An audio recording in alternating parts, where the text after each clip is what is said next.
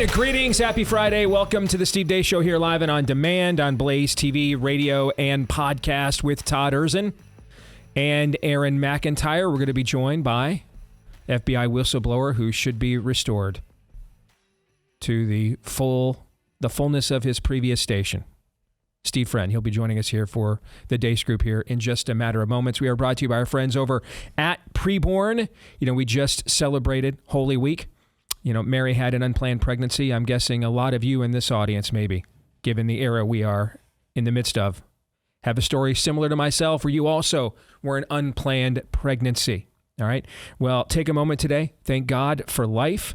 And we invite you to remember the other unplanned pregnancies happening in the country right now. And so many of you guys have. Your generosity helped. Preborn saved nearly 70,000 babies from being murdered by their mothers, from their mothers committing an awful, heinous sin that would blacken, tarnish their souls. You guys help with that. So thank you so very much. Let's keep it going. Your tax-deductible donation for as little as $28 will fund at least an ultrasound, at least one, that doubles a chance at a baby who wasn't planned having a chance at life. How many babies can we save? Let's keep going. Let's find out. If you want to make that gift today, dial pound 250, say the keyword baby on your mobile phone, pound 250, keyword baby on your mobile phone, or go to preborn.com/Steve. That's preborn.com/Steve. And maybe you saw some of the special programming we've done this week here at The Blaze. Our colleague Steve Baker concluding his series, unraveling the J6th false narrative. Matt Kibbe doing his work on the unraveling the scamdemic false narrative. Glenn Beck's exclusive interview with President Trump in the Roosevelt Room, and more. Don't miss a day. And we've made it as inexpensive as we possibly could. Subscribe today to Blaze TV. Get everything that big tech and corporate media doesn't want you to see and want you to know, all right, for as little as 26 cents a day. That's right, 26 cents a day is all it costs when you use my promo code DACE to get a $20 discount on an annual subscription to Blaze TV at blazetv.com/DACE. That's blazetv.com/DACE. Using the promo code DACE, you'll get $20 off. It'll be as low as 26 cents a day, $8 a month. That's just one of those fancy coffees that you buy each day. That's what it costs a month for Blaze TV. Blaze TV, unfiltered, unafraid, on demand. blazetv.com/DACE. Use the promo code DACE. All right, next hour, it'll be your turn with Feedback Friday. But first, it's our turn with the Deace Group.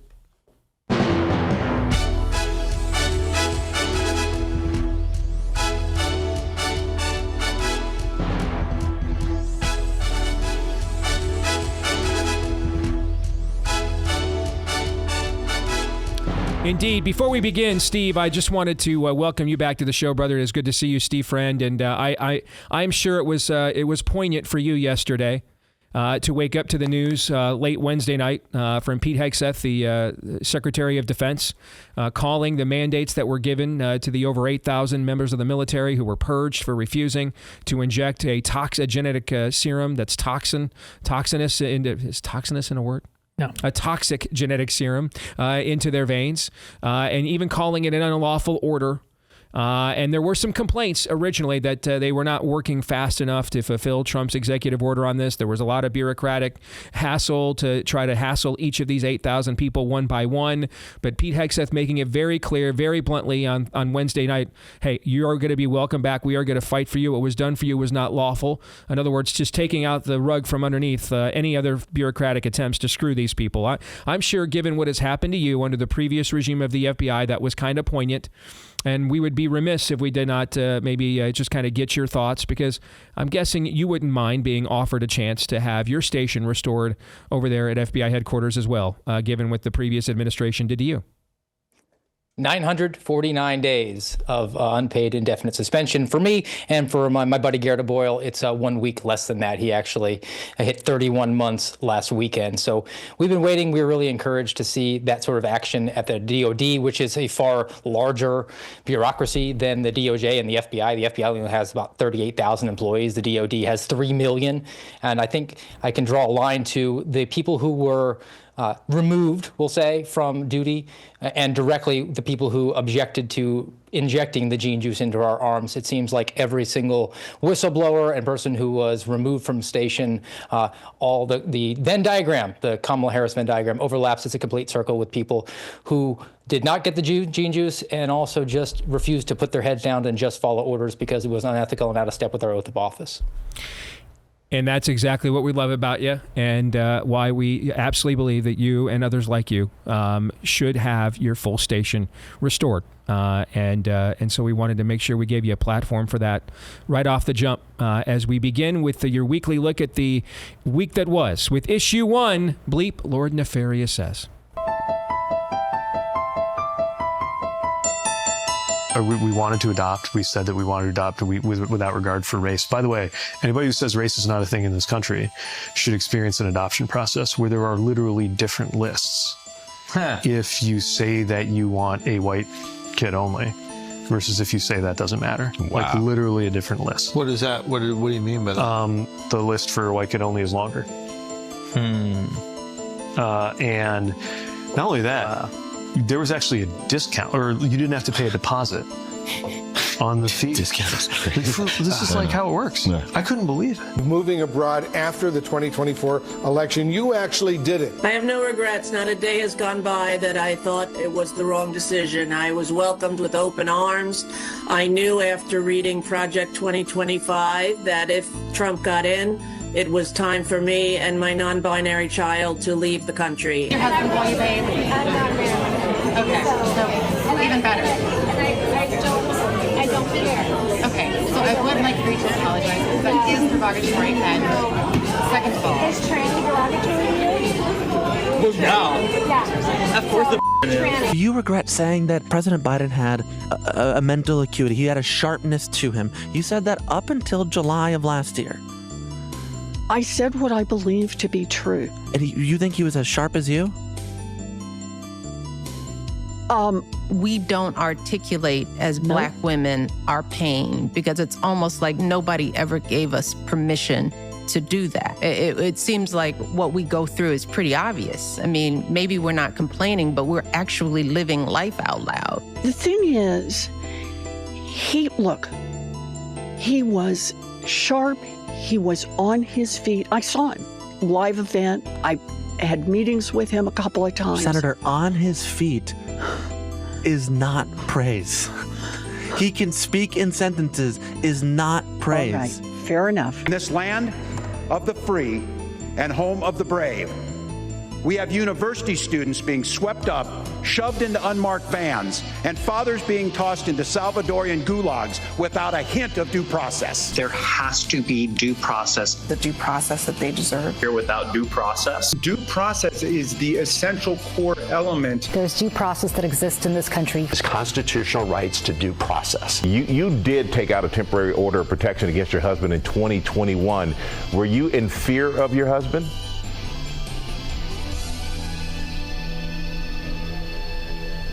Husband is alive.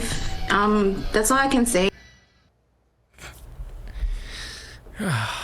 That was dark, but I actually left it strangely encouraged because it was also very dumb. It was also very dumb. Just at the slightest even follow-up questioning of their own side, just complete and total collapses. Was he as sharp as you? That's the exact word in my thought bubble too. This whole time, dumb. Yes. Can we get a ruling before we get into this? Yes. Do you believe that Elizabeth Warren was aware that that was on camera? Serious. The only thing that was missing is Zach Galifianakis. That was between two yes, turns. between yes. And by the way, that movie, the opening 45 minutes or so of the movie version of that is get a change of underwear funny. Okay. See, I tapped out for the same reason. It was so dumb. That's why it's so funny. Because he's clowning a bunch of people that absolutely, and most of the time, basically deserve it. All right, anyway, let's get on task here, Steve. What was the most damnable thing, Steve and friend, that you just saw, and why? Well, let me combine Rosie O'Donnell and Liz Warren there, as you're already talking about her, because they both represent the bleeding heart of the Communist Democrat Party in this country. And that is the liberal white woman who lives in the suburbs, drives a Subaru, lives in a cul-de-sac, has a coexist bumper sticker, and will gleefully cut off the genitals of her child so that she can go and brag to her friends at Sunday brunch. And when they are actually put for a comment on their true thoughts, what bled through to me for Liz Warren was not that she was dumb, it's that she's just so full of hubris. Mm-hmm. How dare you even try to put Joe Biden on the same plane as me, because I know what is best. I know that it's actually XY is not a thing. Science isn't a thing. It's all about my feelings. And in fact, I should be put in charge of making all of those decisions for you, plebe, you rube. I need to lord over you. So I think that is the direction that we've seen the sharp leftward turn, particularly from the Democrat Party and the country at large, because we've continued to elect these people over and over and over again, and they are not going to be removed from office except out of their cold, dead hands. Amen. Amen. I mean, listen, I think we haven't said this on the show many times over the years. I think we all agree with Rosie O'Donnell that she was exactly right to leave the country for the exact reasons that she did. I think that we are in complete... I don't even know that I disagree with her premise. I mean, she said, I read Project 2025's handbook and knew we had to go. This isn't a case either where you came to the right conclusion from a different premise. Agreed. Oh, I even agree with her premise. You should go. You should not be here. We don't want you here, and you are more than welcome. We couldn't agree with you more. In fact, did you see how at peace? Because normally when you see her get into this stuff, she's just losing her mind, right? But did you see kind of how at peace she was and how lucid she was? There once was a real person, for those of you that are Aaron's age and younger, there once was a real likable person named Rosie O'Donnell. I mean, this person literally did exist, was fairly universally liked in America, for a period of time during the early to mid 1990s, okay, until she got this job called The View when that show was first starting, and literally made her, she went insane. Okay, and she went insane before Donald Trump came down from an escalator. She had already driven herself insane. All right, but that was kind of a throwback to the Rosie O'Donnell, like 1994, just with more gray, more salt in the hair than pepper. I mean, we couldn't agree with you more, Rosie. You made the right decision. We're happy. In fact, you're happy. Yes, in fact, encourage many others within your peer group to follow your courageous and bold leadership here. Anyway, Todd, go ahead. Yeah, right out of the gate, it's Mayor Pete. The entire premise. Let me just tell you how racist the whole thing is. Based on everything you laid out, and before listen, my sister adopted 3 black children, all right? All who have this age range like 5 years apart. All who have the same mother, but different fathers, all right? So no one can come at me at this with, nonsense that somehow I cannot relate. But here's the thing. The standard you just set up, Pete, on that in your lecture about racism. So is it racist then, by your definition, for the black family who wants to adopt somebody to check the black box? Because that's what you're saying. And this is the point about that whole thing, dumb.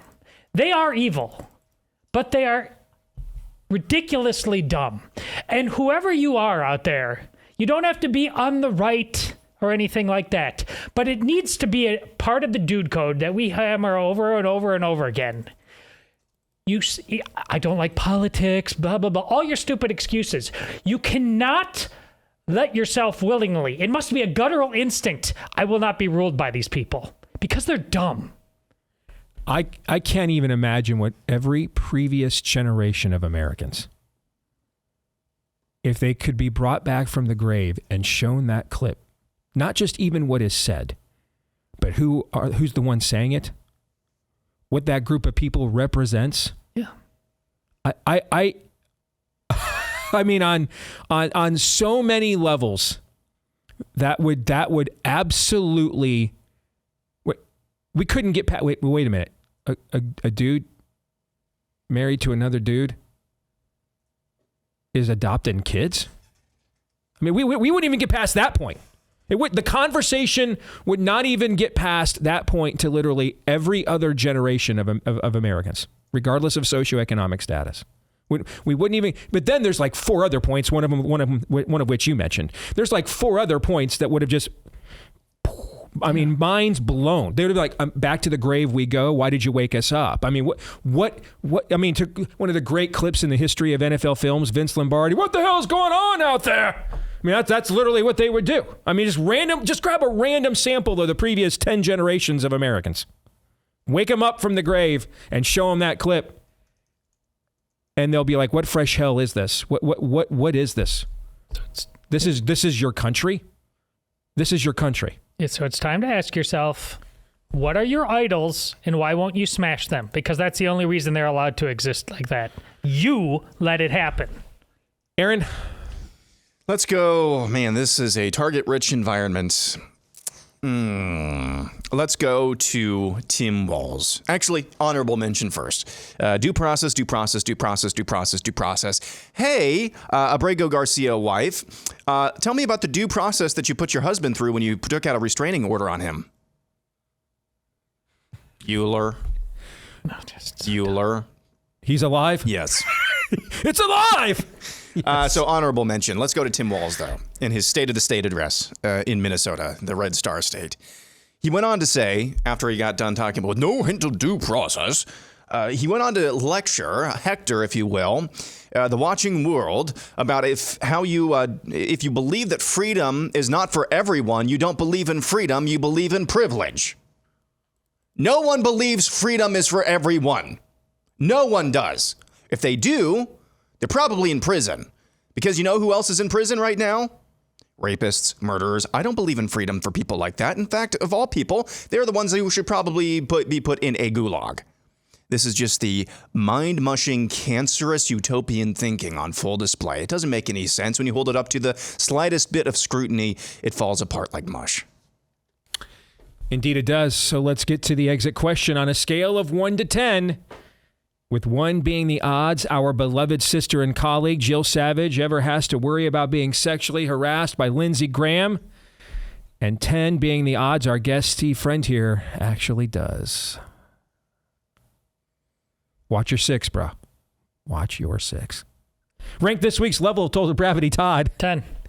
Aaron. 10. Steve, what do you think?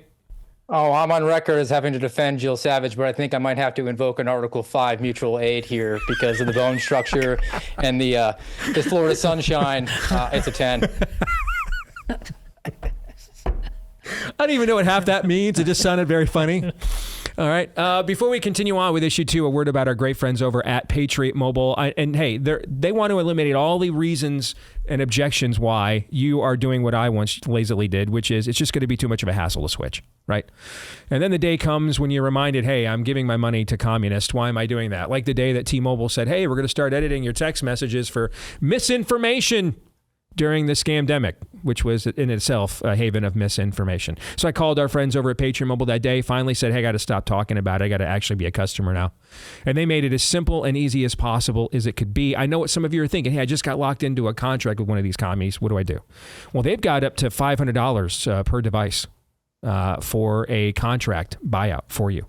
Again, they want to make it as smooth as possible for you to join the revolution here. Get fully immersed in the parallel economy with one of the leaders there, our friends at Patriot Mobile. You get started with a free month of service too. Keep your number, switch your number, keep your phone, upgrade your phone, whichever you want to do. Just go to patriotmobile.com/Steve. That's patriotmobile.com/Steve. Again, patriotmobile.com/Steve. Use the code Steve to get started with a free month of service via Patriot Mobile. All right, let's get to issue 2. Which way, Western man? This Monday got off to a raucous start, first with the death of Pope Francis, who had been in failing health. Francis occupied St. Peter's chair since 2013 and led a pontificate marked by confusion, dissing what he saw as faggotry within the church one day and issuing statements on Earth Day seemingly the next. Francis's funeral is slated for this weekend, and soon the College of Cardinals will convene for their conclave to select a new pope. Also on Monday, the global icon for globalization, Klaus Schwab, announced he's stepping down from the organization he founded over 50 years ago, the World Economic Forum. Schwab had previously said he would be stepping down, but nobody knew it would be this soon. It was soon revealed later on in the week that Schwab was under investigation from his own organization for alleged misappropriation of resources, allegations which Schwab vehemently denies. The symbology of both of these global icons stepping down one way or another on the same day cannot be dismissed. All right, Steve, let's go back to you because we kind of discussed this dichotomy amongst ourselves already earlier this week.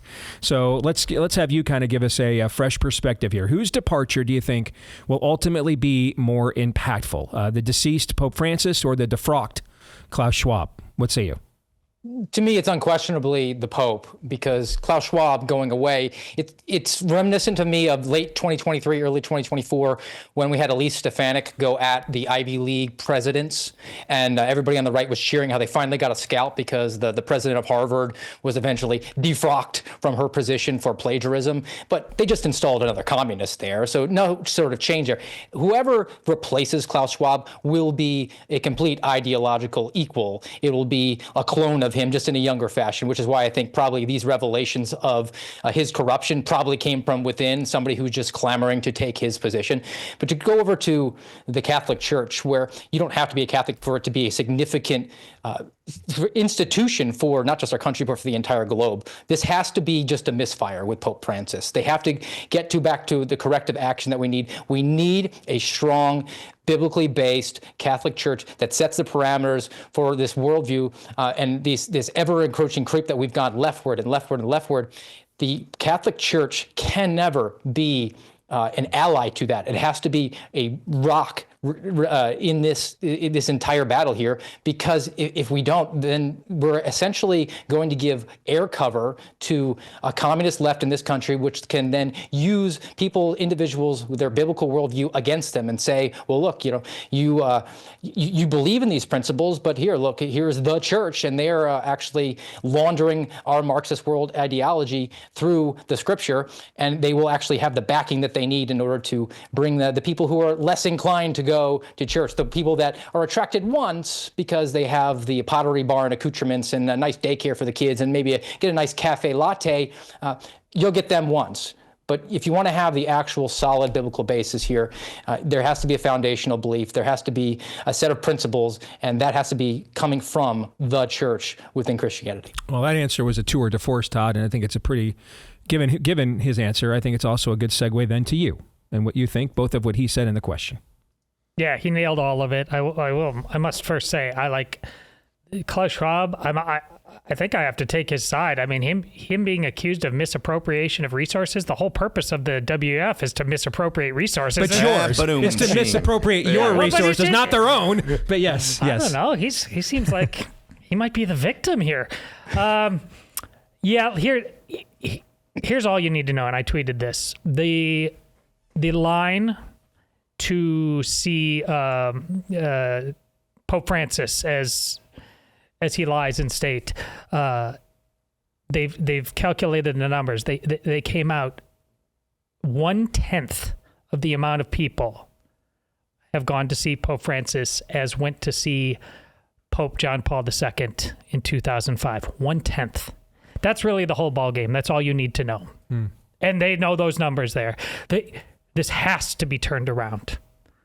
What is at stake is, Aaron, you so fairly laid out the level of confusion. That is the really important world. Pope Francis, if you remember some of the images of the first days of his pontificate, the way grotesquely deformed people were coming to him, and he was hugging them and holding them and blessing them. He's a flawed man. He erred in many, many ways. But there were marks of beauty and honesty and truth. He talked about the devil all the time. But it is undeniable that we need much, much better, more focus in all the ways Steve Friend just laid out. So what we are going to get here is a new birth of Christian freedom, a Christian crusade that calls people back to the numbers of 2005, the heartfelt faith. Or we are going to get a doubling down on the confusion. And the 1/10 that we saw now is going to be a 1/10 yet again. This is a turning point. This is a moment in history, not just for Catholics, but as Steve, you've also very fairly laid out, clearly for all Christians of good faith who know we don't have time for this nonsense anymore. Aaron, as I was listening to Todd and Steve back to back, it reminds me of some things we've talked about in the evangelical church. That essentially, it's not the lack of it's not the heterodoxy or even the heretical teaching. It's the lack of application or demands to the teaching. Like it's a philosophical construct, and it provides just enough cover for a bunch of people to remain there and feel comfortable being for things like baby killing that your pastor would then feel on the Monday, Sunday after Roe v. Wade is overturned. I know we don't all agree on this. Why are there people sitting in your church long term that don't agree murder is bad? You see what I'm saying, right? I kind of see that Steve and Todd are echoing that exact same thing, that the attempt to appease multiple constituencies at once, which I think is probably the best thing you could say about the previous Pope in Francis, created a level of confusion and cover for people to essentially keep the Catholic Church from being fully engaged and mobilized in many of the fights of the day. Yeah, Todd, I just want to ask you off the top of your head, though, when it comes to the confusion, how much of that was ex cathedra versus just the Pope Francis speaking for himself? None of it is ex cathedra. None. And see, that's why I say that as of this moment, Klaus Schwab. So again, the confusion outside of just Pope Francis speaking for himself, basically, that's not nothing. And nobody on this panel would disagree with that. That's not nothing. That is significant. It provides cover. But I'm just saying, in terms of fundamental transformations to that church, did you see that, Todd, during Pope Francis's tenure? No. In terms of doctrinal transformation?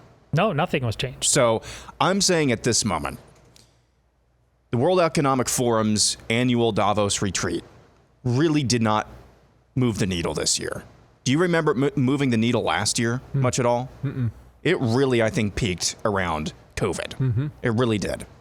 And now you've got a guy who has been there for 50 years. His own baby is hurling accusations at him. This guy knows where all the globalist bodies are buried for the last 50 years. He's going to take this thing down with him, I think, if it gets too messy. So I think in the interim, because Pope Francis, as frustrating as he is for Catholics of Todd's stripe, actual real people who want to see the Catholic Church be what it was stated goals, he was very frustrating. But in terms of doctrinal and foundational transformation, Pope Francis didn't really do much, if anything at all. Really nothing, that I can see anyway. In terms of World Economic Forum, I think they were already on the downhill from their zenith. And now you've got this potential for Klaus Schwab to take down the entire sinking ship with him. So I think in the interim, Klaus Schwab stepping down could be the bigger story. That's a fascinating perspective because of that last part of what you just said there, that we had also not considered when we talked about this earlier this week. Because we didn't know, the story that it was because of perhaps, some skullduggery with the books was not out when we were discussing this on Monday. That came out a couple days later. So the idea, if he goes full, I ain't the one Ice Cube, okay? Yeah, I mean, I could see if he just decides, hey, I'm just going to burn this thing down on the way out and goes sadomasochist, that could leave a mark. I could see that for sure.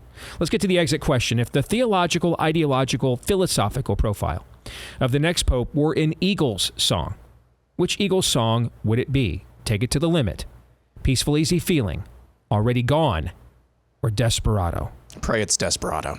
Why don't you come to your senses? Okay. Steve, what do you think?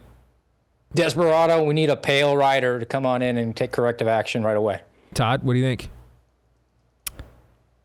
Because I'm going to use the word that you put there, but I'm going to use it in its full theological context. Peaceful, easy feeling. Like Holy Spirit, sense of purpose. You've recently commented on a theological question. Peace and joy, that's what I'm talking about. Like, oh, thank God. It was just a one-off. It was a moment, like Steve Friend said. Now we're going to get back to the business. Because you view that as what would be the reaction of consistently faithful leadership as opposed to the, at best, trying to appease multiple different constituencies like you're running a political party and not a church. Exactly. Which is probably the best thing I think you could say about Francis is that he treated it like it was a political party and not a church and felt like he had to appease multiple different constituencies within his coalition at the exact same time. That's kind of the way that I analyzed his leadership. Well, and the fact that that's primarily what you see is not good. All right.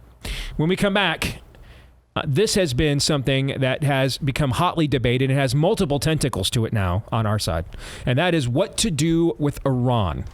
And an also very interesting name that Trump has just appointed to lead those negotiations. We'll get into all that and more here in a moment.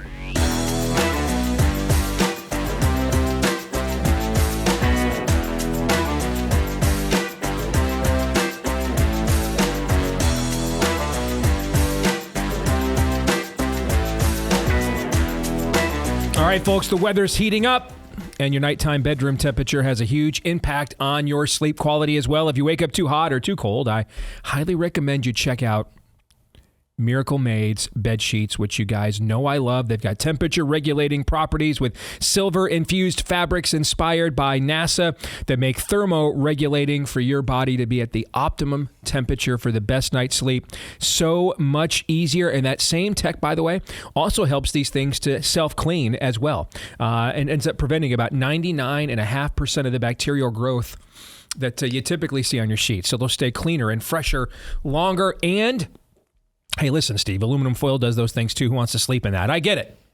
But they're also very comfy. So let's not bury the lead. They're also very comfy sheets. Not just practical and functional, but comfortable. So upgrade your sleep. As the weather heats up, go to trymiracle.com/Deace to try Miracle Made sheets today. And whether you're buying them for yourself or as a gift for a loved one, if you order today, you can save over 40%. And if you use our promo code DEACE at checkout, you'll get a free 3-piece towel set and save an extra 20%. Miracle is so confident in their product, it's backed with a 30-day money-back guarantee, but you won't need to use that because you're going to love it. All right. Upgrade your sleep. Go to trymiracle.com/Deace. Use the code DEACE. Claim that free 3-piece towel set. Save over 40% off. Trymiracle.com/Deace. Code DEACE at trymiracle.com/Deace. As we welcome back FBI whistleblower that we are eagerly anticipating and advocating for him and his fellow brave souls to be reestablished and re-given their previous positions within the FBI, just like we saw Pete Hegseth do with the Department of Defense earlier this week. Let's get to issue 3 here. What to do with Iran? Talks with Iran continue. Here's President Trump this morning. I think Russia and Ukraine, I think they're coming along, we hope. Very fragile. And Iran, I think, is going very well. We'll see what happens. We're working on plenty of things. Secretary of State Marco Rubio earlier this week spelled out more specifics about what the U.S. is trying to accomplish. The Iranians have shown a willingness to talk. We're going to talk to them. If there is a chance at peace, we're going to give peace and a peaceful resolution to this challenge, every opportunity to succeed. Our priorities remain the same. If Iran wants a civil nuclear program, they can have one, just like many other countries in the world have one, and that is they import enriched material. Now, we're not going to negotiate this in the press. We're not going to negotiate this publicly because it undermines negotiations. But there's a pathway to a civil, peaceful nuclear program if they want one. All right, so this has created a lot of debate on the right in the last few weeks. It's just much of it, with everything going on with tariffs and everything else, has kind of been under the radar. To lay this out, let me give you guys 2 people. Specific people. I'm going to name them. 2 specific people I know on a first name basis that I know well enough to exchange private text messages with, but I wouldn't say like we're necessarily like best buddies, if that makes sense. Okay? Fair? Mm-hmm. Okay. Those 2 people are Tucker Carlson, all right, who needs no introduction, obviously, and Dave Reboy, who's been on our show before and is one of the Claremont Institute guys, which is also where our editor, Matthew Peterson here at The Blaze, came out of Claremont. J.D. Vance, by the way, came out of Claremont. Now, but this is an area where Dave and JD do not necessarily have the same position, and JD would be more in the Tucker Carlson camp. All right. These 2 camps have been arguing about this. I would say Reboy represents the camp of Iran has proven over and over again it cannot be trusted. You have to deal with them with a strong hand. They have to be fearful and intimidated by you. Otherwise, we have seen what they will do and have been willing to do on a world stage now for going on 50 years. Is that a fair characterization? Okay. Tucker Carlson represents the camp of, we've been so lied to by the military-industrial complex and our institutions for the last couple of decades. I just reflexively am just against anything that you tell me requires a military deployment at this point. I mean, Trump showed that he could negotiate with the Muslim world. I understand Iran is a different vestige of the Muslim world than what we saw before, but why don't we try to do an Obama-like Iran deal, but with a real negotiator like Trump, who will actually hold them to standards that Barack Obama never did, because that's better than war. Is that a fair characterization? I'm trying to be as fair to both sides I possibly can. All right.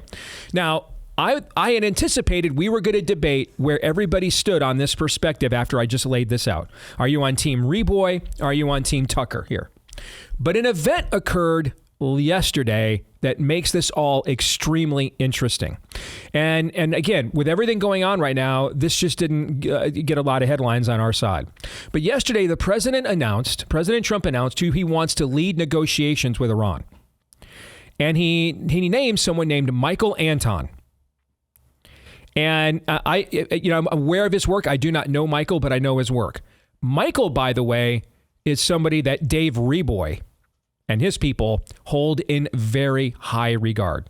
This is not somebody that has some kind of blind eye to Iran, who's not reflexively, whatever might cause a military, engagement is bad, so we need to be against it. In other words, Trump basically appointed, to put this in full circle and bring it back to terms now we can all understand, you guys and everybody here on the show. Trump essentially appointed Dave Reboy to negotiate Tucker Carlson's position. That's essentially what he did. All right. Now, it's not quite a one-to-one. Human nature is never a one-to-one, right? Okay.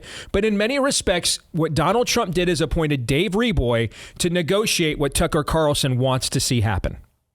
And I find that to be, now we mocked and laughed at 4D chess and notions of that in the first term. And a lot of times, frankly, it was just used by grifters to explain what the hell are we doing this for? Why is Omarosa in the White House? What is an Anthony Scaramucci, right? We were just everything that made no sense and we knew was going to fail. We were, the grifter population told us we had to accept as 4D chess, right?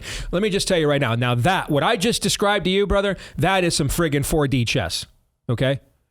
I mean, that is, okay, then I'll just appoint someone like Dave Reboy to negotiate Tucker Carlson's position. We'll find out if a real deal can be cut with Iran. If they truly just want civil nuclear energy as cheap, clean energy for their people or not. That is not a play that was on the Pat Gray bingo card for anybody 72 hours ago. All right. That is actually a master stroke of cleverness. All right. So it kind of makes this conversation a little more nuanced than it would have been when we put this rundown together 48 hours ago. But with that said, Todd, I'll throw it to you now. Go ahead. Well, it certainly might be 4-day chess based on the standard set on most issues in modern parlance, but it's actually it should be just common sense. I mean, this is the kind of thinking that, in World War II, we need to beat the Nazis. We're going to have to ally ourselves with the Russians.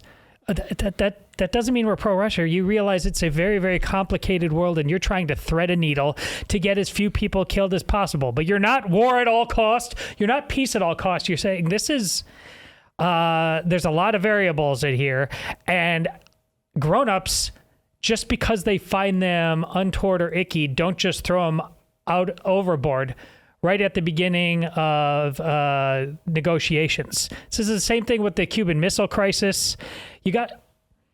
All I see this is as grown-up thinking. That used to be the standard of excellence for not only negotiating geopolitics, but all things. So, now, to be fair to people, grown-up thinking it used to be the standard, but used to be is the operative phrase. That's what I'm saying. It's been like, I don't know, about 3 decades since that was the standard. That's why it looks like here. 4D chess now. Correct. But Okay. really, why would you, isn't this only Nixon could go to China kind of stuff? This is, we need people to be able to see clearly all sides of the situation, honestly, soberly. Steve, as you said, when we talk about differences in Christianity, we can have our differences, but we can't lie to the other people about what they think or what they believe. Which is why I was trying to be as fair to the Reboy and Tucker positions as I possibly could in laying them out. So at least if we're all honest with each other, We might not get what we want, but we're closer to getting what we want if we're willing to be honest at the outset.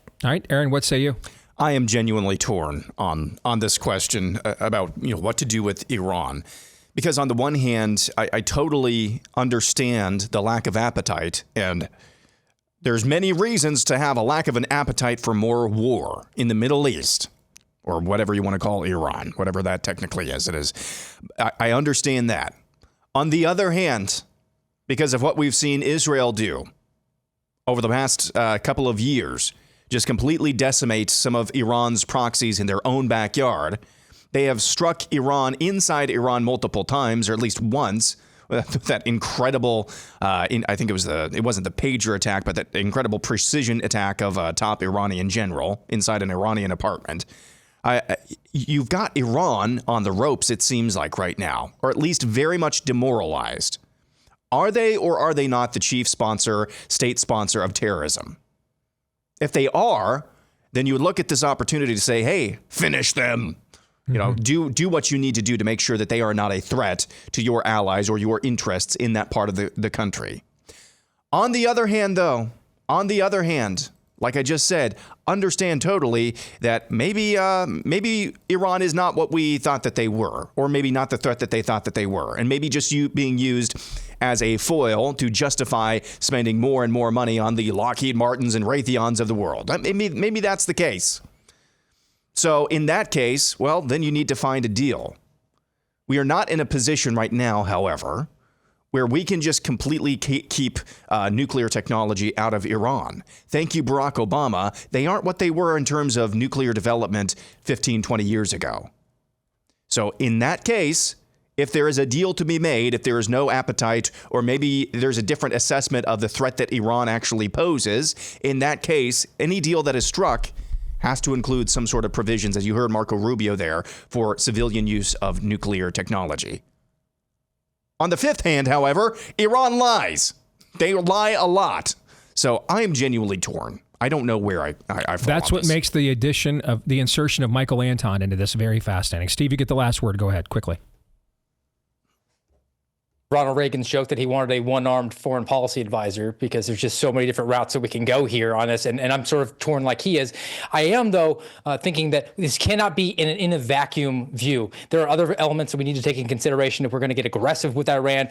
China is facing a population boom, and one way to solve that is with a war. You have Russia continuing to get more aggressive. And then we have something that hasn't been thrown out there, and that's the fact that Tom Homan has not ejected a single one of the Iranian illegals who have flooded across our border during the Joe Biden administration. And they didn't come here for the NFL draft. So there is a risk here if we were to get too aggressive. So I'm grateful that we're pursuing some sort of diplomatic resolution right now. All right, let's get to the exit question. Is it possible to truly have peace with Iran without regime change? Todd. It is. I'm using it as loosely as possible, but under Trump, yes. Steve, what do you think? No, but it can't come from us.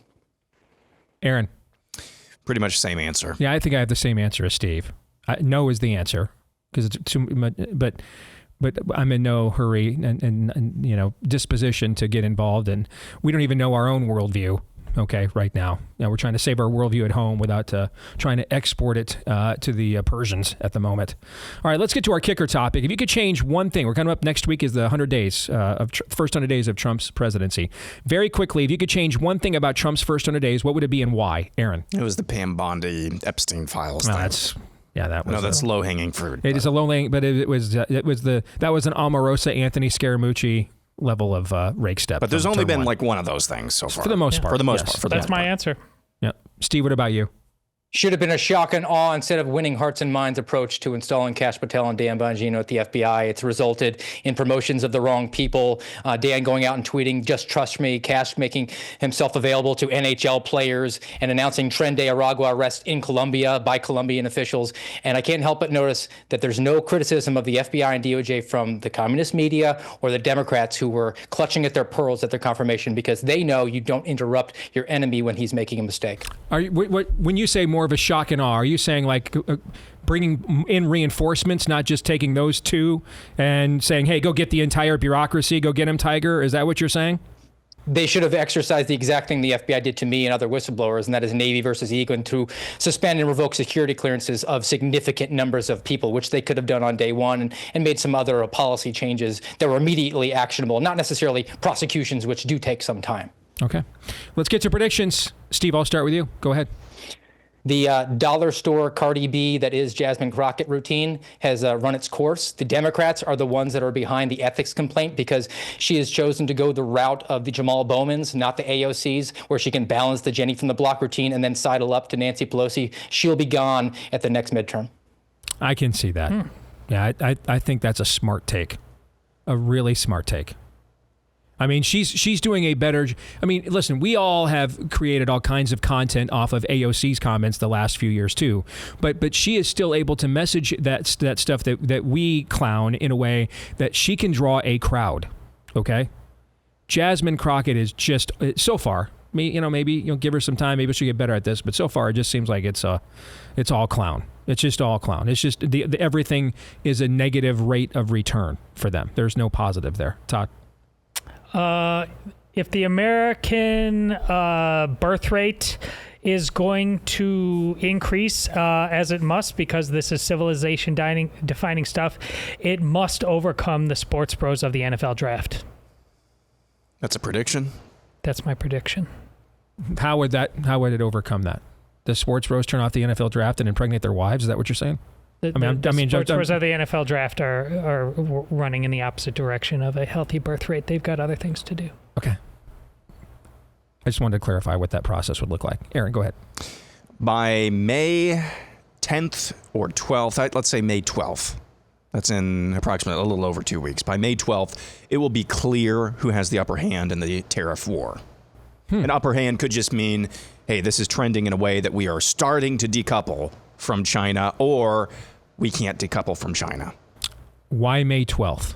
Because generally speaking, from the research I've done, and this is not true across the board, but generally speaking, it takes about a month of lag time for shipments from that part of the world to make it to U.S. ports. Okay. Aaron's become quite a tariff nerd, and I dig that about him. Yeah, oh, man, I've totally tismed out about tariffs, economics, folks, global he is trade. sending us, he is listing, the entire Hudson Institute talks that Trump's tariff guru has given and everything else. So, Aaron is in on this. This is like your COVID, man. Okay? A little bit. You are absolutely all in on this. Okay? My prediction is it is possible we are going to do something on this show next week that is going to shock a lot of people. Possible. I think that you're underselling that. You think so? I think so. Yeah. It is. Well, there will be heads exploding. There will be. But some things have to happen still to get to that point, right? You got to have, there's a process to get there. You know what I'm saying? Yeah. And one thing Making the Nefarious taught me is one day at a time, brother. One day at a time. Don't trust the process. Yeah, keep your head on a swivel. All right, keep your head on a swivel. All right, good to see you, Steve. Thank you, man. You got it. Thank you. You bet. God bless. We'll come back hour 2. It'll be Feedback Friday. We'll respond to you now. Next, stay tuned.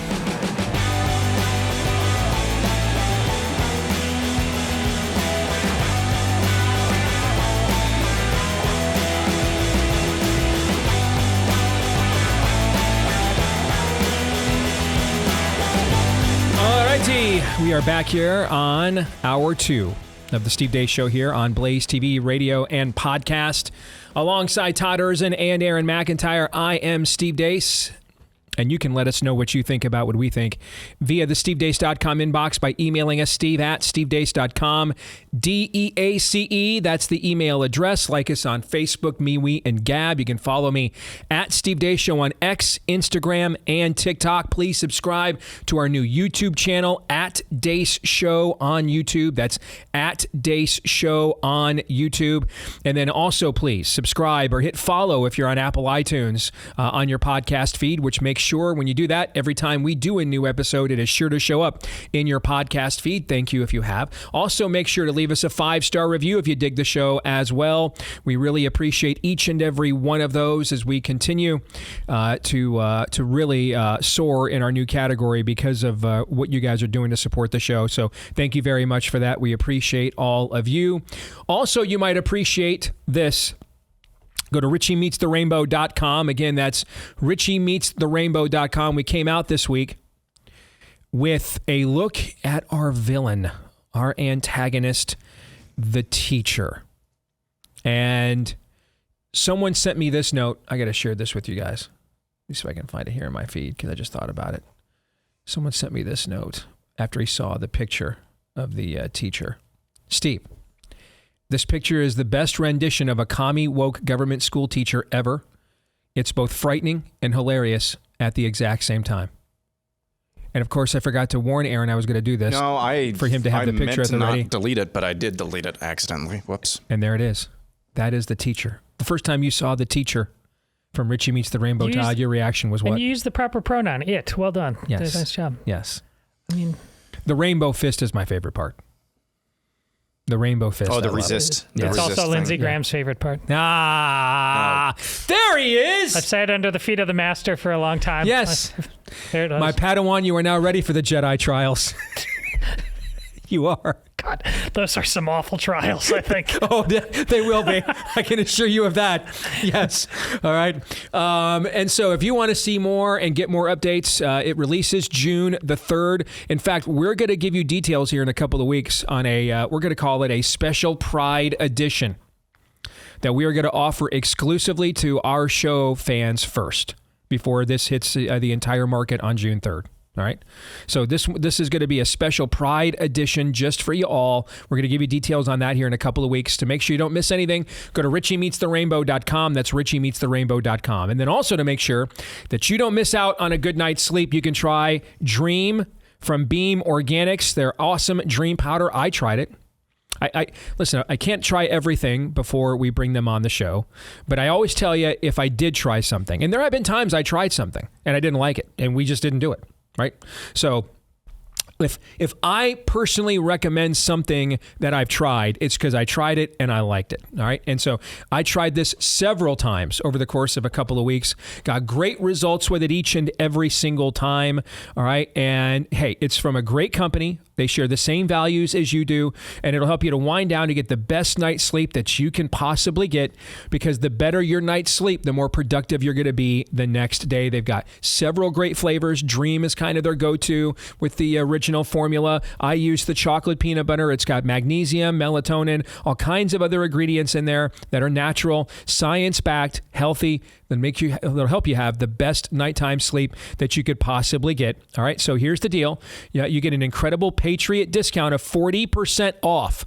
If you try the best-selling Dream Powder from Beam right now, 40% off for a limited time at shopbeam.com/Steve. Use the code Steve at checkout for the discount. That's shopbeam, as in laser beam, BEAM. Shopbeam.com/Steve. Use code Steve for up to 40% off and support an American company. Invest in yourself with a better night's sleep and get the best night's sleep you can get tonight. Shopbeam.com/Steve. Use the code Steve at checkout. All right, you guys ready for some Feedback Friday? Indeed. Let's rock and roll. We're going to start with Kenneth. I want to say I enjoy your show as a general rule. That is always that always means something else, but is coming. Yes. However, in this case, it used however instead of but. However, I want you to know that it really bothers me when you keep asking your audience to give you a 5-star rating. I look to you for unbiased information. I would expect that you would want the same from your listeners. Asking for a 5-star rating tells me that you don't want to hear an honest opinion of how people feel about your service to the people that listen. You just want a pat on the back, deserved or not. It would make more sense to hear you ask your audience for any rating and receive a rating that wasn't a result of some reward or influence on your part. I say this because this would possibly provide you with a less biased rating and a better opportunity to evaluate yourself as the voice I think you want to be. Thank you for your time. I changed my mind. I'm not ready for reader feedback. Let's talk about anything else. So, what is his name, Kenneth? Yes, I'm sorry, Todd. You made me drool. So is that a 5-star review or not, Kenneth? So, Kenneth, can we count on you for a 5-star review? What did you...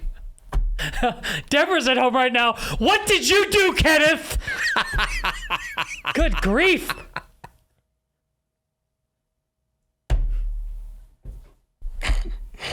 Oh, that's like a 2-year-old bit, and it still lands 2 years later.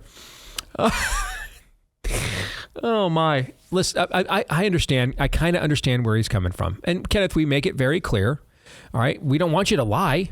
We are asking for embellishment. We are admitting that. All right, but we're fine with critical reviews. I've said over and over again, 1 in 5 stars to me. And the reason why is because in all seriousness, our show is not going for. It was okay. I mean, the kind of subject matter that we do and the worldview by which we do it demands, at least history has demonstrated, you tend to either convert or pervert. Okay, you tend to either join or persecute it. There's not a lot of I think it's okay. That's not really the stuff of a narrow road, right? You either want to join the road or you want to jackhammer it. So from our perspective here on the show, I'm fine with 1 star reviews, especially if they're like, you guys are a bunch of haters, racist, because that just tells me everything I need to know, right? I saw Dusty Devers today tweeted out something that, or posted something on X that, is it Ethel Mildred? I always forget her name, the one remaining person left at Right Wing Watch. It might be Kenneth. I don't know.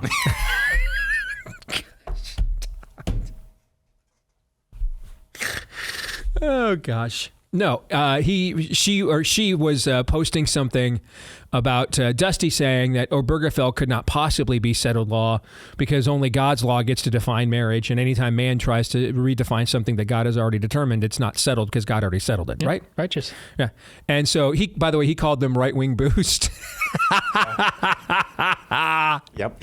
He called them right-wing. Thank you to right-wing boost for helping me get this message out there. That was very, very well played. Right-wing boost. Okay. But if that's why you're giving us a 1-star review, here's the thing. For us, we're going for 2 reactions. I'm greatly inspired and fired up. This is the show that I didn't even know that I needed all these years. That's one reaction.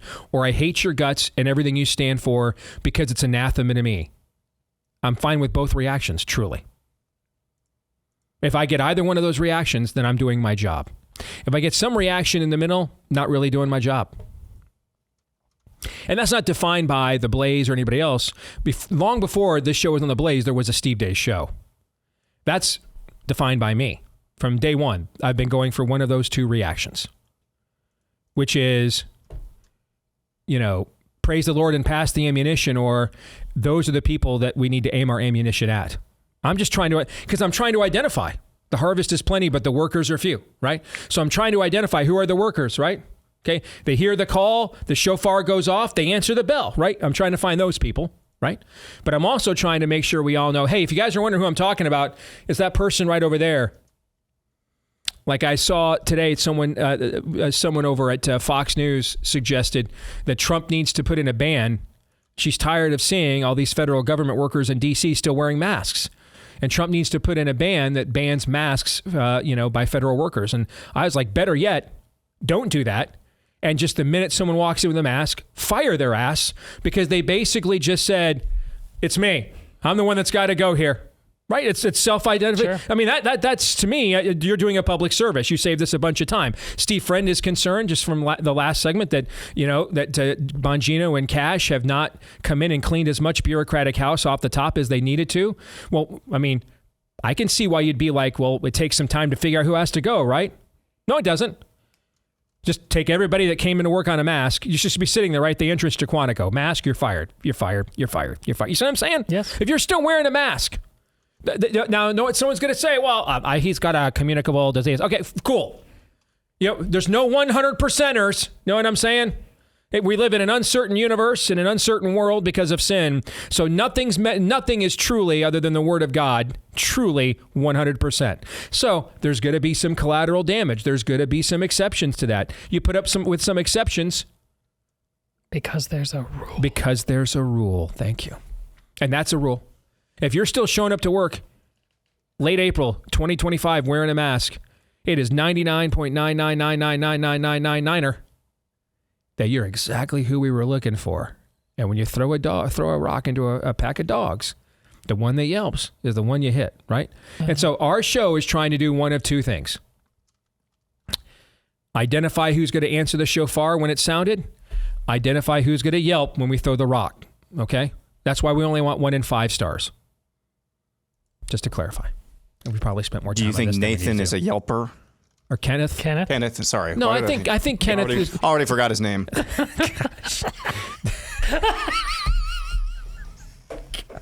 I seriously forgot his name. I don't know if that was real or intentional. No, I totally but it's forgot. gold, Jerry. Totally forgot his name. I think Kenneth just wants to hold us to the same standard we hold everybody else, and I'm okay with that. Kenneth, I'm the one advocating for you here, by the way, Kenneth, just to put that down the record. Okay? We're really sorry, Philip, for that.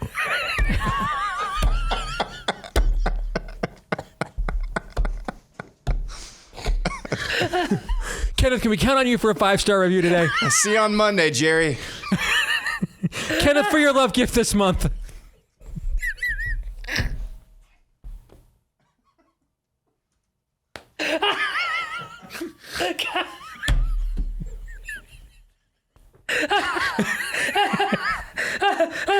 Okay, I'm back. I love reader feedback. I'm back again.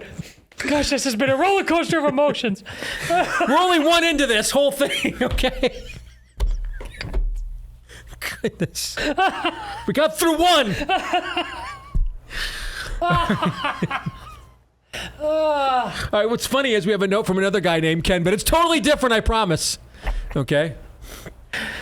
Ken says, many heinous crimes occurred over the past 5 years that we were reliably assured would be addressed when the new administration was inaugurated. So far, we've not seen a lot of real progress, and none of the criminals seem at all nervous. They're doubling down, so which of the following is true? It was mostly political BS that was used for election marketing. All politicians are for sale, so when the checks clear, all of this went away. Or the guilty are General Moff Tarkin at the end of Star Wars, just before Luke nails the thermal exhaust port. Evacuate. In our moment of triumph, I think you overestimate their chances. You're just wrong about the facts, Ken. Kens are not having a good day today. You're incorrect. You are factually incorrect. So we have to start there. Tell us why you think he's factually incorrect. That nothing's been done in Maine. A tide is turning on Save Girls Sports. RFK is going to work on. I don't like. This is. There's a perfect. This is madness. And Aaron pointed it out yesterday about things that wouldn't be happening under President Kamala. Your sit at home and pontificate world is. I just have zero respect for it. I don't think you're in the world enough getting your hands dirty to truly understand what's at stake and why we need to be fight and using whatever advantage we have. How do you look at yourself and do not say we have more advantages and have taken more ground in the last couple of months? I don't want to call you a flat out liar, but something is wrong with your synapses. They're not firing. You're just wrong on the facts.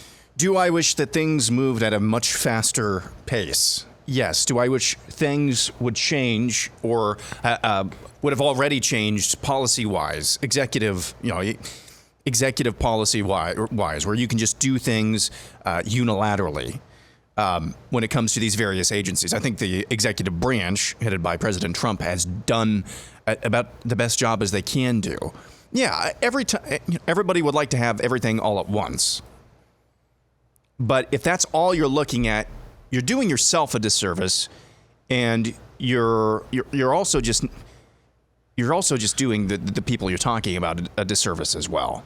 Here's a perfect illustration of what I'm trying to articulate here.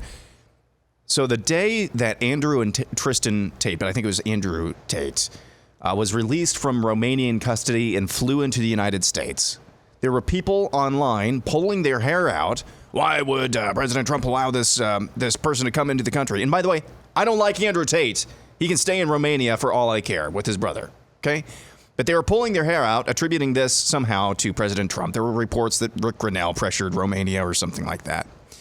But it wasn't like the White House was inviting him to come to the United States. That wasn't the official policy of the United States or something like that. It wasn't like they're flying directly to meet with President Trump or anything like that. That very same day, who did the White House actually invite and actually appeared with President Trump and got a tour of the White House and was platformed? Do you remember? on that very same day that people were pulling their hair out about Tristan and Andrew Tate flying into the United States, the White House was platforming Harrison Butker. This is, I think, a perfect illustration.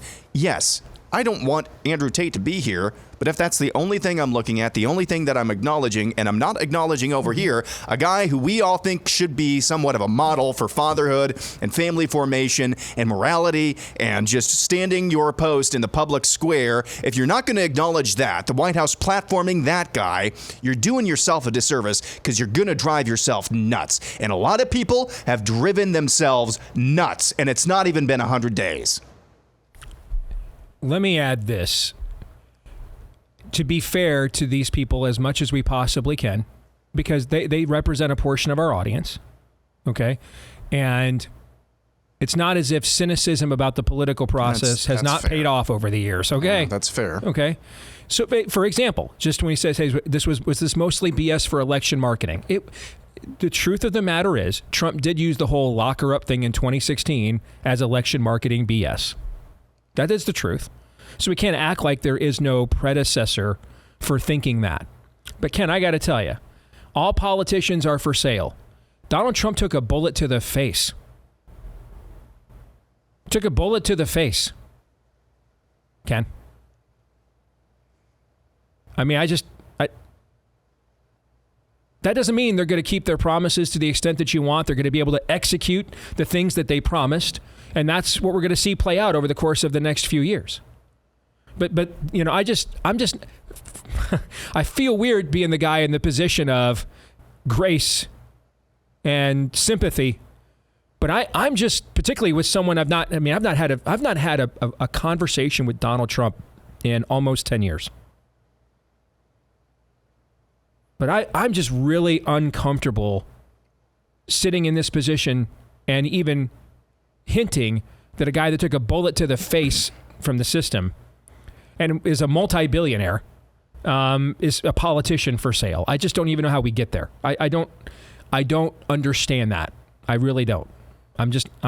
Maybe that's a shortcoming of my own personality. I just don't feel like I'm morally justified to even contemplate such a thing. In the case of Dan Bongino, he doesn't need to be for sale. Dan's a millionaire. I mean, Dan helped establish one of the few successful alternatives to big tech oligarchy in Rumble. On top of the success of his own entities. He doesn't need any of this. He doesn't need to sell. There's no one for Dan Bongino to sell out to. He's exceedingly wealthy and earned it all. I said I had a conversation with Donald Trump in about a decade. A decade ago, Dan Bongino was doing Facebook Lives. That again, doesn't mean he's going to keep his promises. Doesn't mean he'll ultimately be good at this. He might go there and find out. I'm in over my head. We'll see that play out over the last few years. But the idea that he somehow is for sale, I mean, Dan Bongino left behind an amount of money most of us will never see in our lifetimes to do this. How about Pete Hegseth?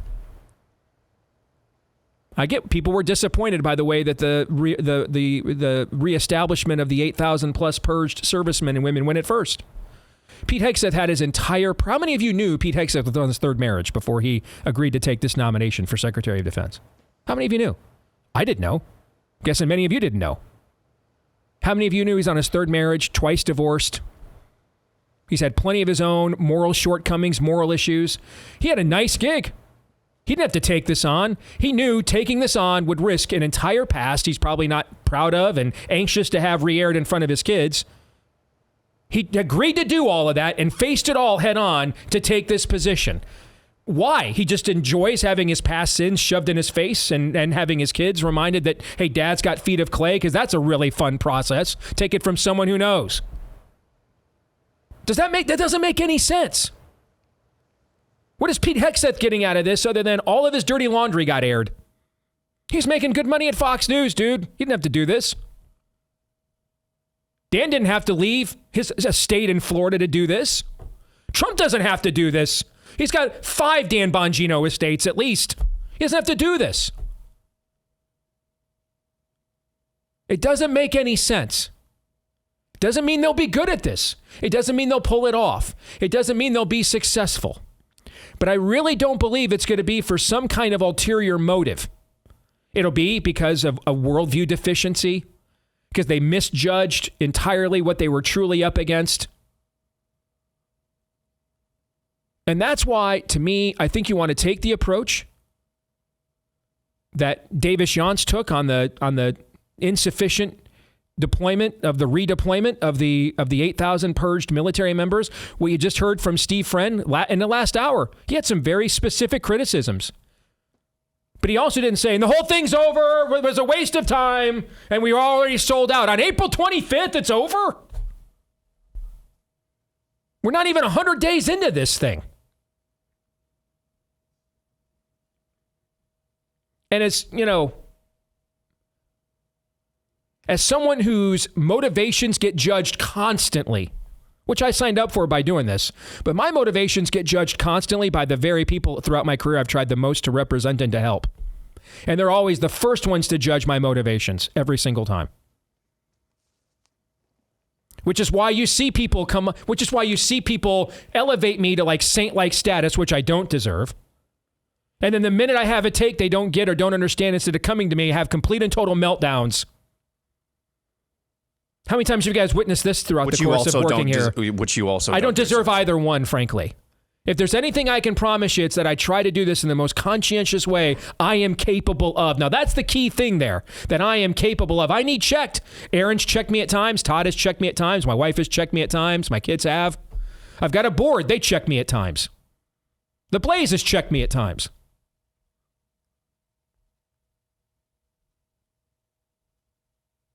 I mean, I literally faced death to put a movie out in the market that was successful, didn't make me rich.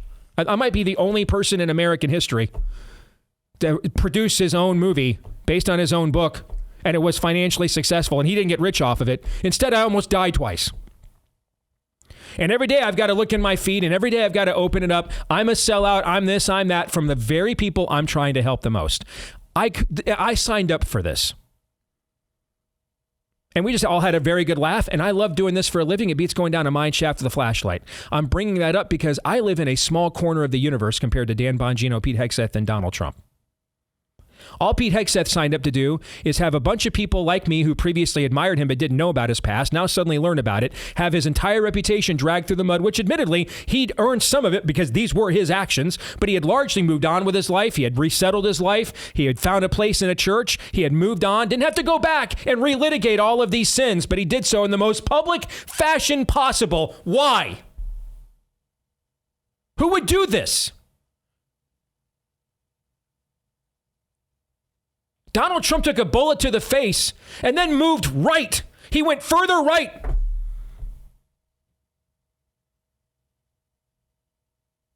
Okay, who does that? Someone who just thought, let me shoot me on the other side of the face, see if I can. I'm just playing dodge bullet here.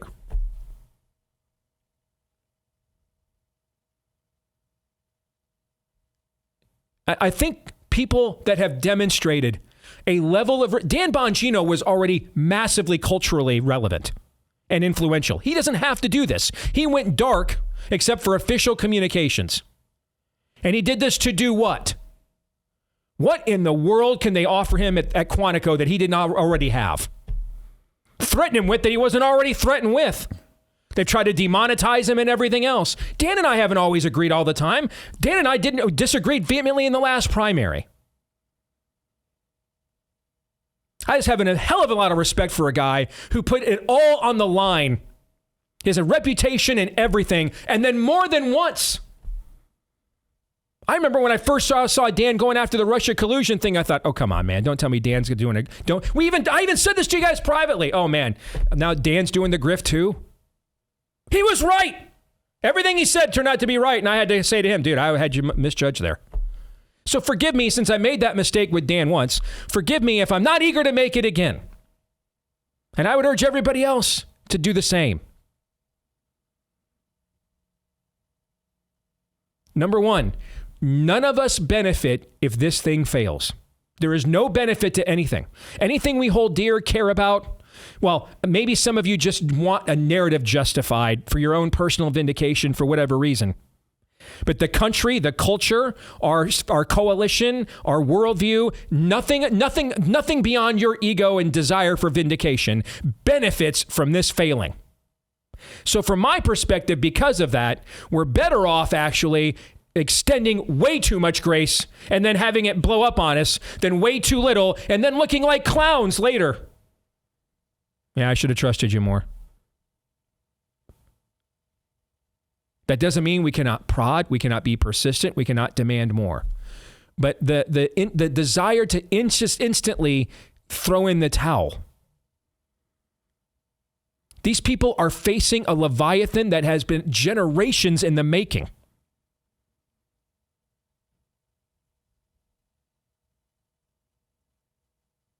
And perhaps for the first and only time in my career, I am going to urge something I never really have before that I can think of. Patience.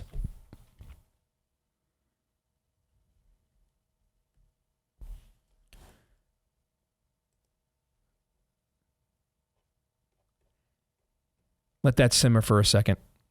Talk about our friends over at realestateagentsitrust.com in these unprecedented times. Bing. When we are attempting to see about this thing again we used to call a real estate market, and does it exist? Because for the last 5 years, it by and large has not. Between the scamdemic, between Let's Go Brandon, this was one of the more lucrative sectors in our economy. It has, like many other structures, fallen on hard times in recent years. And, of course, like many other structures, we're trying to make it great again. And a lot's changed in the last 5 years, if it's been that long or longer since you've been involved in the real estate market. Now more than ever before, therefore, you need an agent that you can trust. You're going to find them at realestateagentsitrust.com. That's realestateagentsitrust.com. Go there. We're going to hook you up and refer you with an agent that we have verified their track record of success, or we wouldn't recommend them to you. And a lot of times they're going to come from right here in this Blaze audience with you as well. All right, that's realestateagentsitrust.com, whether you want to get across the country, across town. Ultimately, what you want to do is get across the finish line with the outcome that you and your family desire. And this could be a stressful process, folks, even in the best of times, let alone these unprecedented ones. So get started today at realestateagentsitrust.com. That's realestateagentsitrust.com. Let me add one analog to what I just said, one postscript. All right. I don't think any of us have any clue how on blast these people are right now. And that's just from their friends and family that know them best, who have this idea and that idea, do this, do this, do that, do this, do this, do that, and this, then do this and that. On top of then dealing with their critics. All right? They need our help. Accountability, by the way, is helpful. But accountability in, hey, you didn't finish first place in the race, Ainsley. I don't care how many races you won before. You suck. Don't run a race ever again. I'm just ashamed of you. There's too many on our side. Their whole ball game is taking in information passively and then turning around hot takes passive aggressively. Yes. We're tired of it. As opposed to Ainsley, why'd we finish fifth in that race when we just won it last week? So where are we at? How can we do better? I noticed this. I noticed that. Right? Be a part of the solution here, not part of the problem. Amen.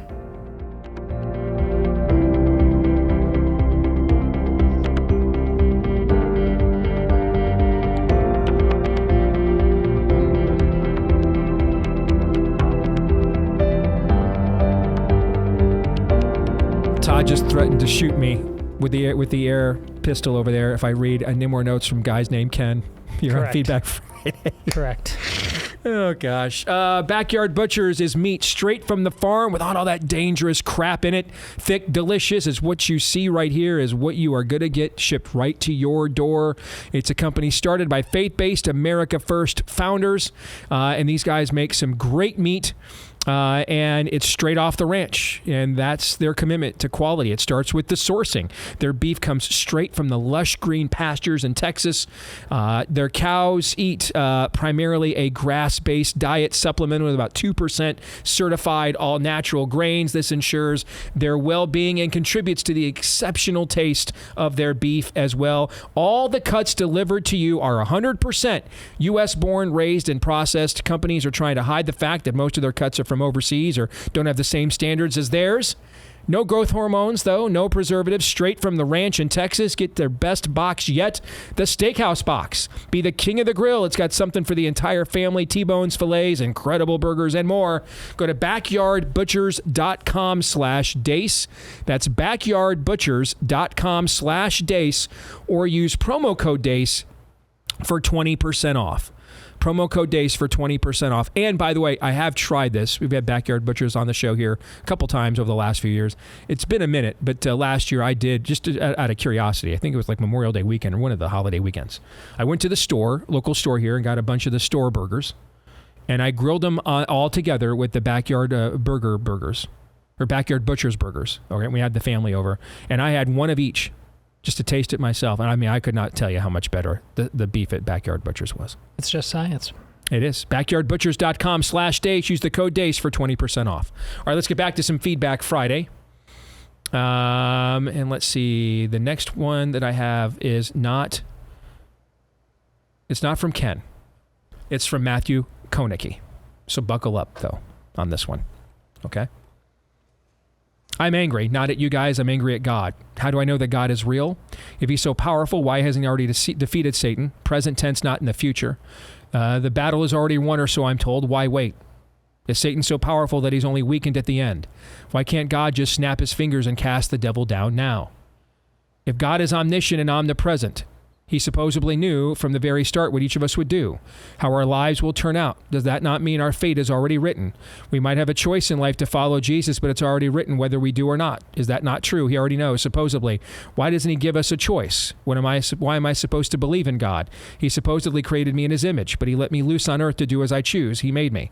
He made Adam and Eve, and then they did not follow his orders, and the world was born into sin because they disobeyed said orders. So how does that translate to me or to you, or to anybody for that matter?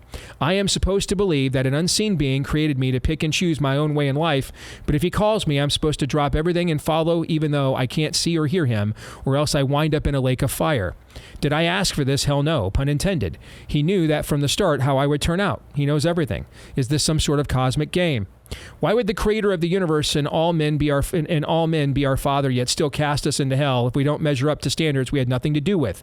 And I'm sick of the old line, because God is God and we are not. Okay, prove it to me.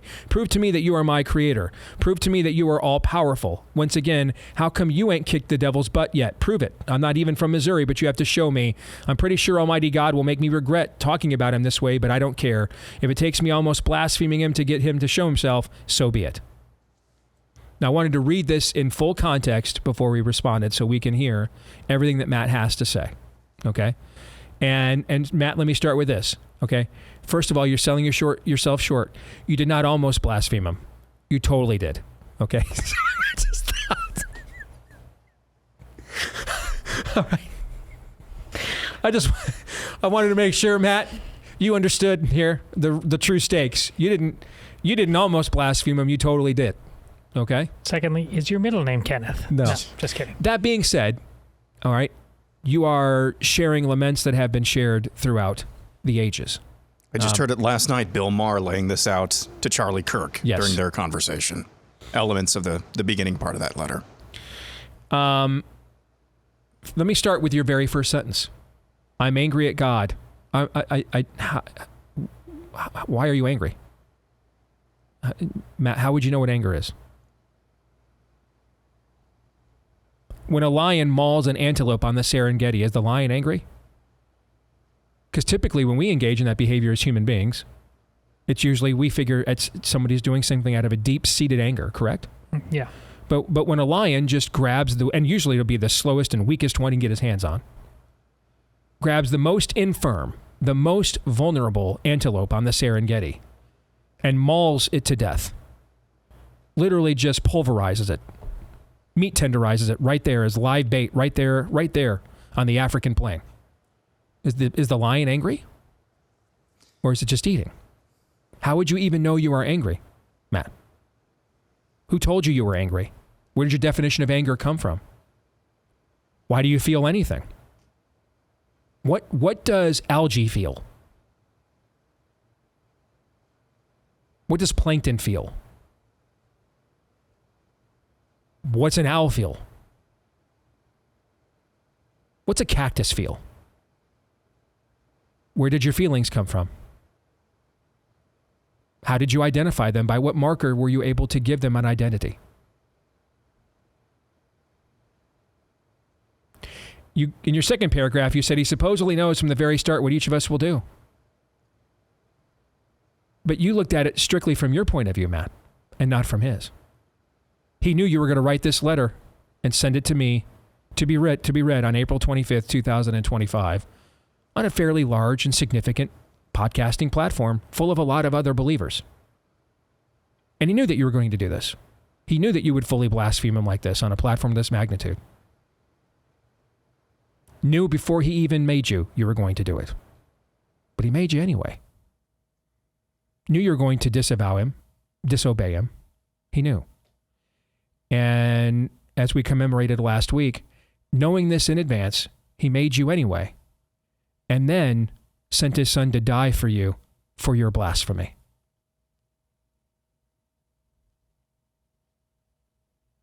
Gave you the ability to feel. Gave you the ability to love and experience love.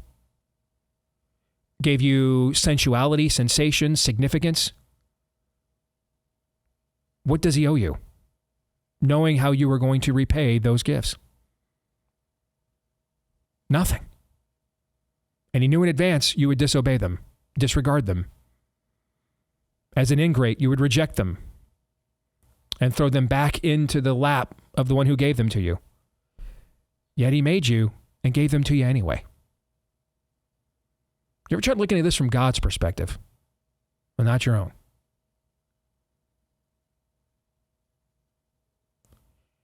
You write, am I supposed to believe that an unseen being created me to pick and choose my own way in life? But if he calls me, I'm supposed to drop everything and follow him, even though I can't see or hear him.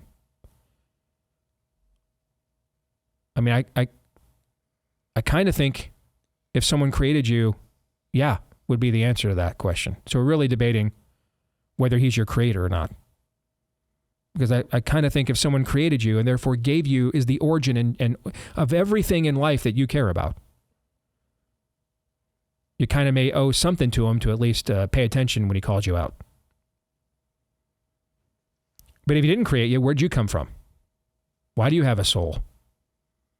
How do you know you have a soul? Well, because for you to behave the way that lion does on the Serengeti requires a level of sociopathic anger. It doesn't for a lion, it's just instinct. Doesn't have a soul. You do. Why do you have one? Why do you have the ability for cognitive thought? Where did that come from? Why is it needed? There would be no natural process to explain the soul, to explain cognitive ability. If we're all just part of an ecosystem, then if anything, our souls and cognitive ability actually are a detriment to the ecosystem because we are not good stewards of them and make terrible decisions as a species. So you can't have it both ways. You can't say, well, we're just here a bunch of random natural processes and humanity is not really that important and we're not, and we're also basically good. Well, if we're basically good, why do we make the stupid choices we all make? Like you deciding to blaspheme the most powerful being in the universe is just one example, for instance. The only thing that would explain that is we are made in the image of God. As a species, we chose to sin. And therefore, those very things that we have, a soul, cognitive capability, choice, those very things we have that put us in the likeness and image of God, we have corrupted. So we use them as a default in the worst ways. Random natural processes would not explain that. Did I ask for this, you said? Let's just go to your next. I'm just taking this paragraph by paragraph.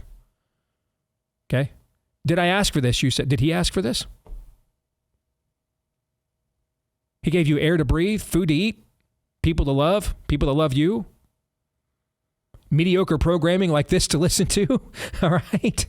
Might be at the end of your list of gifts, but it's one of them. At least I hope it is. And in exchange for that, he got what? This snotty note? Did you ever ask yourself, did God ask for this?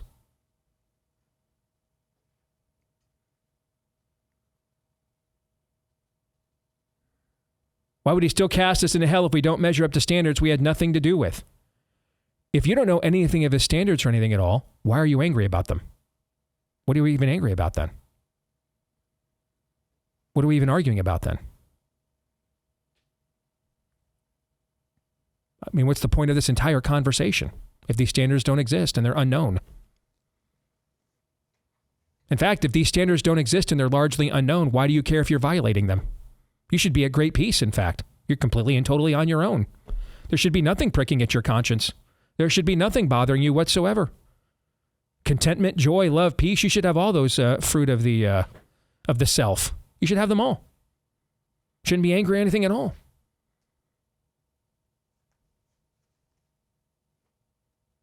Prove to me that you are my creator. How in the world would you possibly prove, Matthew, that he's not? What would your alternative explanation be?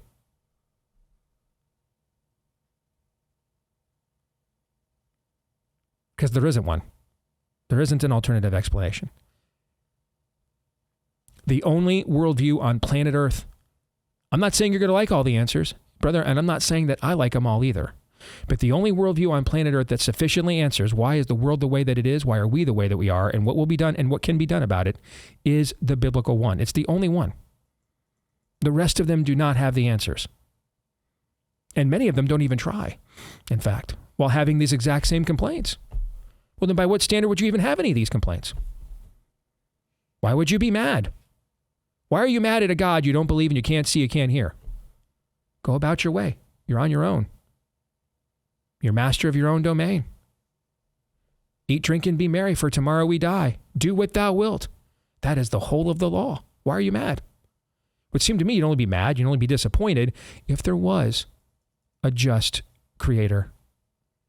And you're trying to make sense of the fact that he does permit, sometimes for reasons we don't understand at the time, a certain amount of injustice. See, the fact that that tension exists at all, that you feel it, that you're experiencing it, that you're lashing out at it, indicates that, as Paul would write, you are a law unto yourself. You know, Matthew.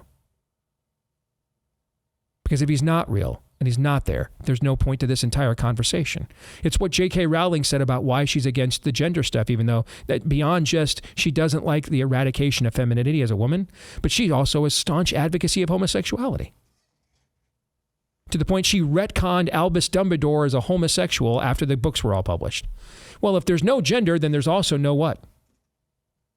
There's no homosexuality. Homosexuality is a pointless exercise, pointless definition then. Similarly, if the God of the Bible does not exist, then that also describes all of your angst and anger. It's pointless. And you're wasting the precious few minutes you have as a randomly evolved natural process upon this earth. You're wasting time that you'll never get back. There is no eternity. Ashes to ashes, dust to dust. You'll just go into the ground and decompose whenever it is your time to die. And therefore, you wasted time you'll never get back again. You couldn't possibly redeem with all this emotion. You just racked into this note and sent it to me. In fact, this note only makes sense if the biblical worldview is true. And by your own actions, brother, you know it's true. Because everything you're complaining about here would only be something worthy of complaining about if it were. Todd and Aaron, I'm going to let you guys respond here after we talk about our friends over at Jace Medical.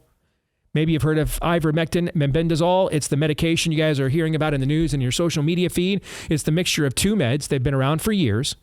Combined, they could potentially be among the biggest breakthroughs in modern medicine in terms of helping the body to detoxify, to make it to build a better armor in pushing back against cancer. Again, no guarantees here, but there's a lot of promising early evidence here where this is concerned. So if you want to try it, and hey, if you've got the C going on, the big C word in your life, or someone's life you love, might as well throw everything at it you can. Okay, get the 90-day supply of compounded ivermectin and mebendazole through Jace. That's your fastest, most important, most affordable option on the market. You'll get it for 35% less than you can find it anywhere else. All right, get your 90-day supply right now, or just get your basic Jace case when you go to jace.com, J-A-S-E, jace.com. Enter the code DACE at checkout for the discount on your order. Jace.com, J-A-S-E, code DACE at checkout for the discount on your order. So... It was, that was so on the money, man. I invoked Bill Maher's conversation with Charlie Kirk and how he espoused some of these concepts. But I'm just going to tell you, Charlie asked him, hey, don't you hope you're wrong? Don't you hope that there's a hell? Don't you hope that the injustice on this mortal coil will be punished in eternity? And Maher's response was, Charlie, I just hope they figure out a way that I can live forever. Because I like smoking this and drinking that and being here with you right now. Brother, Bill Maher is a whole lot more intellectually consistent than you're being right now. But that tension that Steve talked about, that indicates that maybe, just maybe, there's something is working on you right now. Yeah, Matthew, Steve basically just did the first couple chapters of Mere Christianity there, so you might want to pick up that book. That could help. I know you're not doing a philosophical exercise. There's real pain that's been building up to that letter, and probably a straw that broke the camel's back. I get it. What I hear from you, honestly, is, my God, why have you forsaken me? And this is the time of the season where we reflect on what that means. Well, that wasn't randomly thrown out there by the Lord. That is the beginning of Psalm 22. I suggest you pick Psalm 22 and read that, because the Lord is telling you the answer to your question. And you are this close to having the glory of the thief on the cross. You're not far away, brother. You're this close. You just have to open the door. Everybody have a great weekend. Hope you enjoy it. And we get to see you again on Monday. We have a special edition of the show on Monday you don't want to miss, by the way. Until then, Romans 8:28.